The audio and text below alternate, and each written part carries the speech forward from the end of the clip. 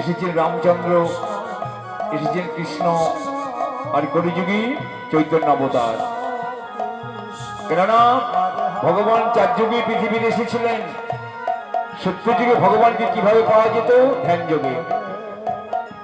আর ত্রেতা যুগে যাগযজ্ঞ, দ্বাপরে সেবা পরিচর্যা, আর কলিতে নাম।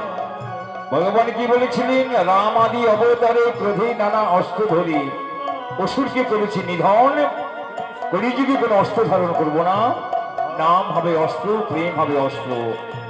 তাই চৈতন্য চরিতামৃতি, চৈতন্য অবতারের কথা।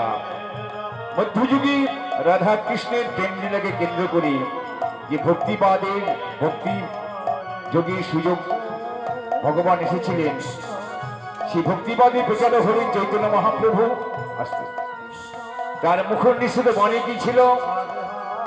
হরে নামৈব, হরে নামৈব, হরে নামৈব কেবলম কলৌ নাস্তিভ্য নাস্তিভ্য নাস্তিভ্য গতিরন্যথা।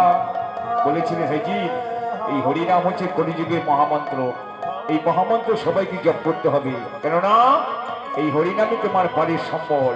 তুমি চিরদিন সংসারে থাকবে না। যেদিন তোমার কাল পূর্ণ হবে, কালের কবলে তোমাকে ধরে পড়তে হবে। তাই এই হরিনাম দিয়ে শুরু করব আজ আমাদের চৈতন্য লীলা, মহাপ্রভু লীলা। শুরু করছি মৌসুমী সম্প্রদায় পরিবেশনায় নামের মাধ্যমে লীলা। বাঙালি হিয়া কথিত করিয়া নিমাই ধরেছে গায়া, প্রভুর চরণ ধরি কামে মধুর বিষ্ণু প্রিয়া। হৃদয় গৌর হরি বল, হরি বল, হরি বল। হরে কৃষ্ণ কৃষ্ণ কৃষ্ণ হরে হরে, হরে রাম রাম রাম হরে হরে। হরে কৃষ্ণ